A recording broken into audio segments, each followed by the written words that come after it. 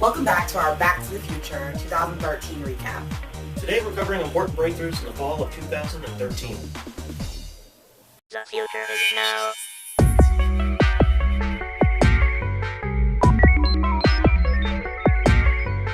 Reporting from the future.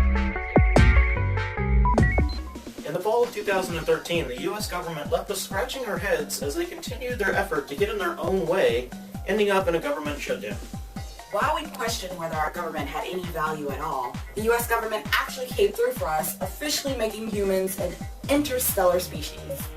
In a feat that was 36 years in the making, NASA's Voyager 1 spacecraft was the first human-made object to reach interstellar space. Voyager was reported to be in a transitional region immediately outside of our heliosphere, about 12 billion miles from the Sun. Geeks everywhere rejoiced at the news of this achievement because Voyager proves that we are truly going where no one has gone before. If you want to see some famous geeks gush about Voyager and learn more about the golden record aboard Voyager that contains messages from Earth, see the link below or click on the link in this video. Breaking through to our next breakthrough, history was made in September when the world's first nanotube computer was created. The Nanotube computer has only 178 transistors, which isn't very powerful yet, but serves as a proof of concept that microscopic carbon nanotubes have the potential to replace silicon transistors in the future. As a professional computer person myself, I have to say this is extremely impressive, and I'm blown away. It's a massive step forward. The average computer has a couple billion transistors, and the density of these transistors are growing exponentially every year. Unfortunately, the problem with silicon transistors is that collectively they get very hot, and as devices get smaller, overheating becomes a growing problem. In transitional silicon chips, the large amount of electricity that's required to operate, it keeps getting squeezed into smaller and smaller paths.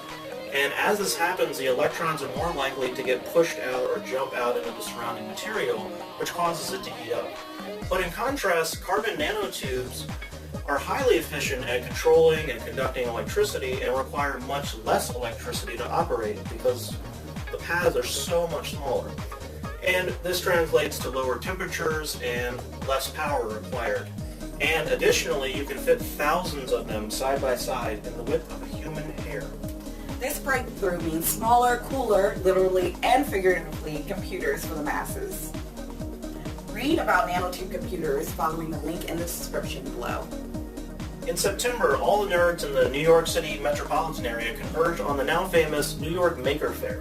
Crowds topped off at 70,000 people, and 47% of those people were participating in the fair for the very first time ever. So this now marks the official mainstreaming of the Maker movement. For those who aren't familiar with the Maker movement or the Maker Fairs, according to a recent The Verge article, maker culture is about empowerment. Makers value skill over money, building over buying, and creation over consumption. Maker fairs are basically a massive show and tell where inventors and artists, spectators can buy or sell, trade goods and ideas with each other. The local Maker Faire here in Atlanta, we saw kids building robots, startup 3D printer companies, community outreach programs teaching kids to solve real-world problems using technology, and a seemingly endless number of extremely creative people who are the next generation's creators. If you'd like to attend a Maker Faire near you, go to makerfaire.com. They're almost everywhere in the United States now and exist in almost every continent on the planet.